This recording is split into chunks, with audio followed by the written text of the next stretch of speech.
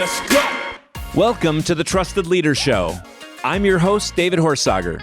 Join me as I sit down with influential leaders from around the world to discuss why leaders and organizations fail, top tactics for high performance, and how you can become an even more trusted leader.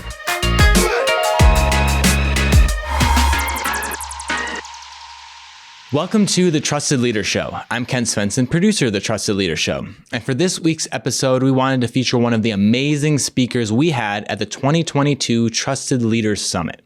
In this clip from the main stage, David sits down for a conversation with Bobby Herrera, co-founder and CEO of Populus Group, where they discuss how to build a culture of trust and the 3 areas organizations unintentionally overlook when building their culture. So sit back, relax, and enjoy the show. We met, I remember, and I've been able to speak there and some different things, but I want to just tell you my view. I get the privilege of working with CEOs, senior leaders, heads of sports teams and governments and whatever, and there are very few on one hand that I can just think of that really get and drive a high trust culture. And he was this way before we did anything with him. What they've done at Populus Group is an amazing story. It aligns with what we do. I'm privileged to have done some things, but they get this work. So I want to tell you just a brief bit. He's the co-founder of and CEO of Populus Group. He's one of the fastest growing HR services companies in the United States. Annual revenue now of over $600 million and many Fortune 100 companies. In fact, where we met, I think I was speaking at a Fortune 100 deal. He's a proud Army veteran, author of the best-selling leadership book, The Gift of Struggle. He serves our national community organization board, serving kids and veterans, passionate storyteller. He's an amazing family man. Please help me welcome Mr. Bobby Herrera. So, Bobby, we've become friends, and I've gotten to see some of what you're doing, but this is unique. Tell us a little bit about this video, what we just saw, and then we'll go from there. Well, I obviously love the mountains. So I filmed this documentary style. This was a trailer in 2020. I took my 2 boys. It's an annual trip that I hand select 6 or 7 climbers in my community. I call my company a community. And I hand select 6 from across the country, and I take them on this annual trek from where you all saw it start up to Camp Muir, the highest point you can go before the actual technical summit. It's my favorite mountain. It's part of a bigger mountain climbing theme that I have embedded into my whole culture. I've tied everything into that theme, from the language to the everybody routines. Gets a carabiner when they join the first day, right? Day 1, everybody gets one of these. It's a common language at a company. Carabiner. On day 1, we give them this to symbolize that they're part of something bigger than themselves. They're for one another, and so we expect them to take it to meetings, any event that they go to. This carabiner used to be with them, and it connects to the bigger story. And I couldn't take anybody that year, so instead I filmed it and I took the whole community, and it's just day packed with lessons, and it's a lot of fun. I've read the book, great, powerful, inspiring book. But you tell a story kind of that was an epiphany. I just want to touch on that kind of where it's some of where this started. It's some of how you think about running a company started. Can you just touch on the school bus? Yes. So when I was 17, my brother Ed and I, we were on a return trip home from a basketball game. And we were excited. It was a big win. And along the way, the team stops for dinner. And everybody unloads off the bus, except for me and my brother Ed. Well, at that point in my family's story, I'm one of 13 kids. I'm number 11. And I still eat with my elbows on the table. And we were very accustomed to staying back on that bus. And as the team unloaded, this gentleman steps on board the bus. And my brother and I were sitting towards the back, and he's walking towards us. And he razzed me a little bit because Ed had outscored me that night. And then he said something to me that I'll always remember. He said, "Bobby, it would make me very happy if you would allow me to buy you boys dinner. Nobody else has to know. All you have to do to thank me is do the same thing for another great kid just like you in the future." And I'll never, ever forget how I felt in that moment. I had this wave of gratitude come over me that it's still hard for me to explain. And I remember stepping off the bus that evening, and I had no idea what I was going to do with my life. You know, I had a desire to raise my hand and join the military, which I did a year later, but outside of that, all I wanted was for my future to look different from my past. And struggle had been the only theme in my story. And but even though I had no idea what I was going to do, after that moment, I knew why. Like I'd somehow, some way figure out a way to create something that would allow me to pay forward that kind act to other kids who were born on the wrong side of the opportunity divide, just like me. Mm-hmm. And that moment just changed how I viewed everything. You know, Gucci said yesterday that a dream starts in the heart. That hit me right in the heart, and it stuck. Thank you. So I've heard that a lot of times, and I still feel it. Mm-hmm. I remember growing up in one of the poorest counties in Minnesota. We had enough food. We grew our own food. Right. And we were, had some things that way, but I was thinking of even Lisa and I starting out in a whole lot of different things. But one thing that I've been most impressed by when I think of seeing how you run the company, the culture, the names, I think there's some things we can take away. Of course, we love it when people drive a culture of the 8 pillars, but there's other things people do like you've done to really build alignment and connection and building a common language and building an identity and some of these things. So I know I can state the 3 that I remember from what your work in the book, but you've got these 3 key areas. Let me just let you start out. Let's start with the first one. You talk about building identity. What have you done at Populus Group? What do you do there to build an identity? Well, you know what's interesting about that story is, although that story became the invisible force that drives me, it's also my biggest leadership mistake. Because up 10 years, I started my company in 2002, and I didn't tell that story till 2012. And yes, I was a intense entrepreneur just trying to make things happen, and I had this desire to bring that story to life so I could do what I wanted to do with it, but nobody knew. And once I told that story, I'll often tell people that was the beginning of transforming my company into a community. Because after I told that story, my company then had a clarity that I'd never given them before on the identity that I wanted for the organization, what the real purpose and the mission of it was.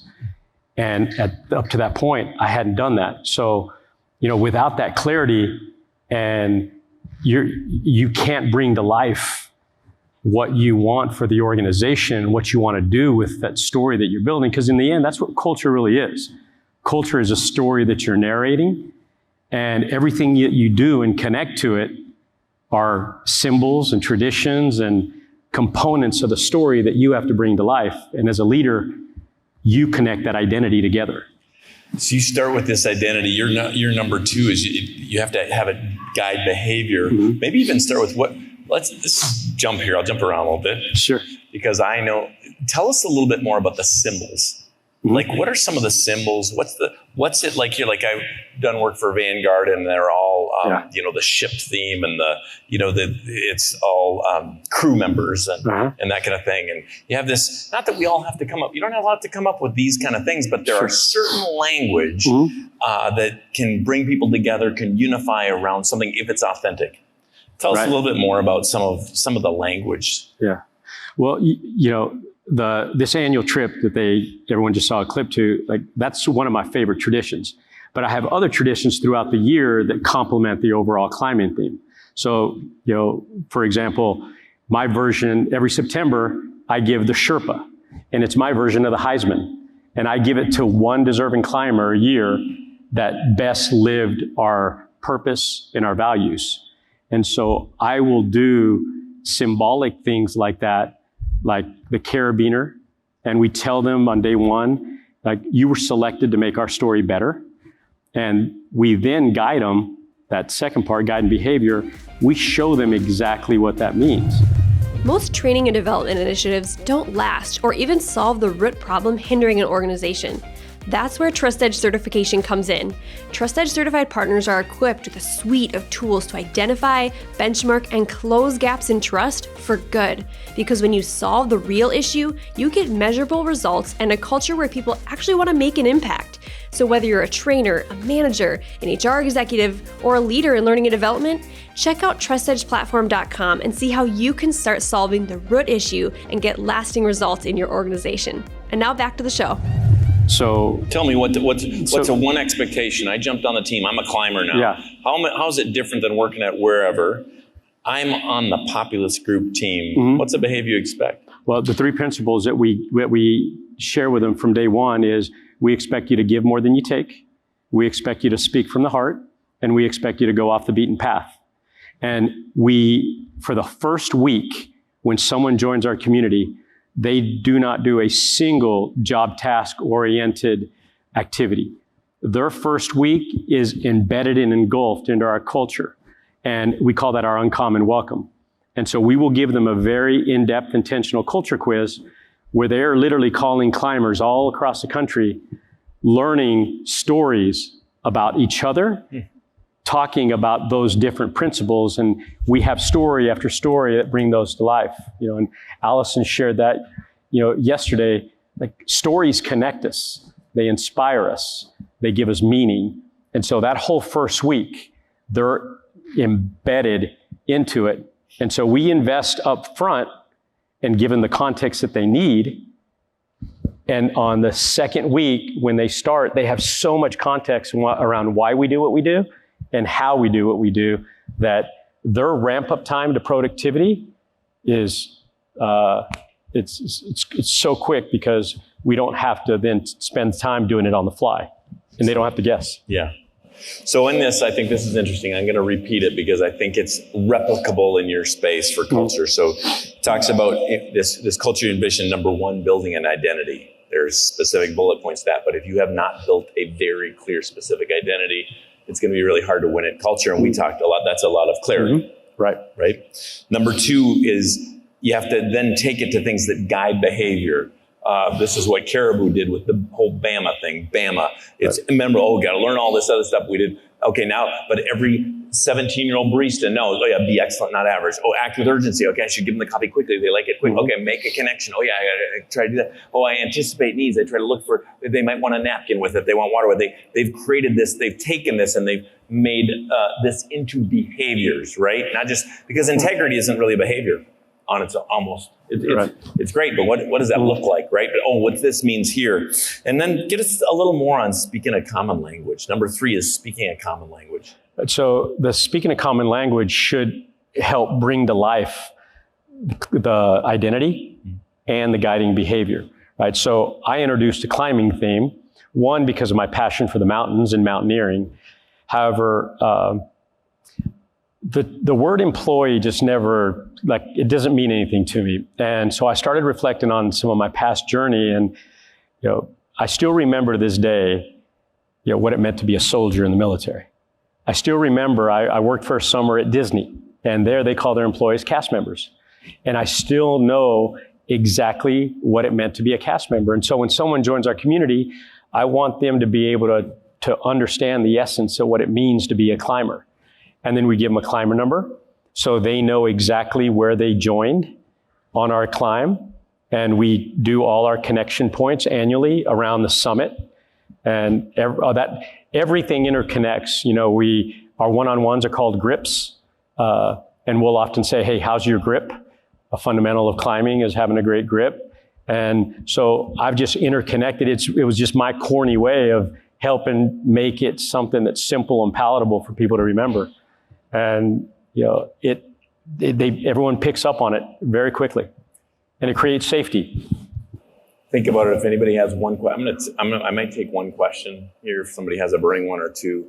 But I think a question I have at least, and we talked early in the pandemic, and we talked after that too. But yes. I was saying, and I saw some challenges in the pandemic for you too, right? But for all of us.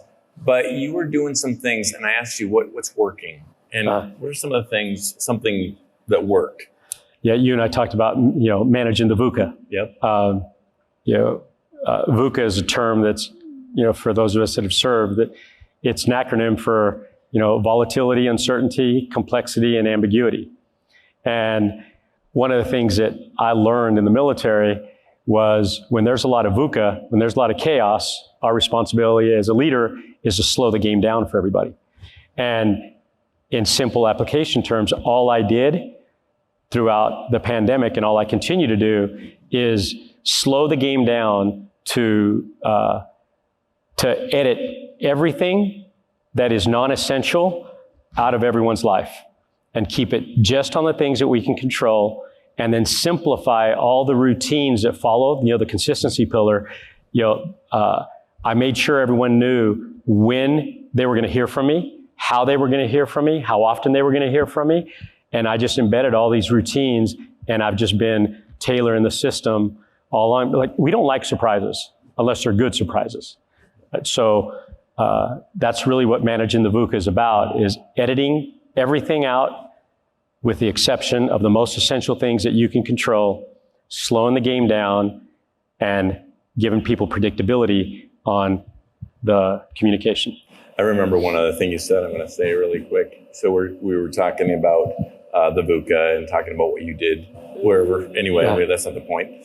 Sorry. But the bottom line is we noticed something. It's like a lot of people in chaos, they start focusing on everything they cannot control. Yeah. And we came down to the question of, okay, we can do all these things, but what can I control? Yeah. What can I control? Yeah. And that it turns out there's a lot more we can control than we ever thought. Right. See what happened in many games when they actually paused that about what they could control. Mm-hmm. Anything else in the culture or pandemic? Yeah, and I think from a culture perspective, when everybody went virtual, like, I had to zoom out and I had to revisit every routine that we did. Like, for example, I couldn't take anyone to this annual hike. So I then started revisiting all the routines and all the symbols that we do, and just simply started asking myself, okay, what tweaks do I need to make? How am I going to do it differently to bring to life the essence? So, for example, in 2020, instead of taking 6 people, I filmed it documentary style and I took the whole community. Right? And so my observation has been, it's not going to work out the way that you want it to, the way that it has been. But then if you focus on, okay, well, what can I do? What's the best I can do? And how can I tweak it to make the same type of impact that I want to make? Because my responsibility to advance a culture is to keep the narrative of the story going. Mm-hmm. And if I don't do those things repeatedly over and over and over again, the culture is going to decline. That's the work of it. Anybody have a key question on culture for Mr. Herrera? Culture, or you have to see their company and what they do. Anybody? Yes, Dr. Knight. That don't How do you deal get the culture? That's a great question. Repeat. You want to repeat it? Yeah, so the question was, how do I deal with the naysayers, right? The people that either, for some reason or another, just don't connect with it, right? So I mentioned this to someone earlier today, right? I believe 3 areas that organizations unintentionally overlook when it comes to building culture is in their hiring, in their onboarding, and in their training, if instead they focused on selection, welcoming, and onboarding, and then development, right? So the question there is, okay, well, those are just different words, but actually they're not, right? So the selection piece, I'm going to get to the heart of your question here in a second. What happens before then is selection versus hiring. There's a real simple difference there. Hiring is off the front of the resume. We symbolically, anytime that we sit across the table for someone to see if they're going to be a good fit for our community, we flip over the resume. And we don't ask them a single question about their resume until the 3rd interview. I want to know their life story. I want to know what they believe. I want to know what makes them tick. I want to know what gives them energy. I want to know who they are. I want to know all about their identity. And so they go through that selection process, which is they meet with 4 different people. And the first two are all about the back of the resume. The last two are on the front. So we align that competency and that character. And then on the welcome, that culture quiz that I mentioned, right? Most organizations, they will invite someone into their company, and after the first day, after they fill out all the required forms and so forth, they sit them right now next to somebody and they start job shadowing. And they have no idea about the purpose of the organization. They have no idea about the culture code, the values, the behavior models, and so forth. We take that off the table. And so in that first week, like, we try to actually scare them away. Like, your culture, if you're doing it right, it should repel some people. And that's a good thing. Like, you should not try to build a culture that is a one-size-fits-all for everybody. So we actually try to invite them to make themselves available to the marketplace after that first week. And after that, if they still aren't aligning to our principles, we'll remind them, we'll correct them. But we have a saying, we call it two's a trend. When we have to address a cultural value more than twice, it's time for us to invite more joy into their life and make them available to the marketplace. That's a nicer way to say it. Yes. I'm just so grateful to know you. I've gotten better because of being around you, and I'm grateful for that. And you're an example to many. That's it for this week's episode. Be sure to check out trustedleadershow.com for all the links and information on anything mentioned in today's episode. And if you haven't already, we would greatly appreciate a review on Apple Podcasts. This is a great way to help support the show and to help other people to discover it. But that's it for this week's episode. Thank you so much for listening. And until next time, stay trusted.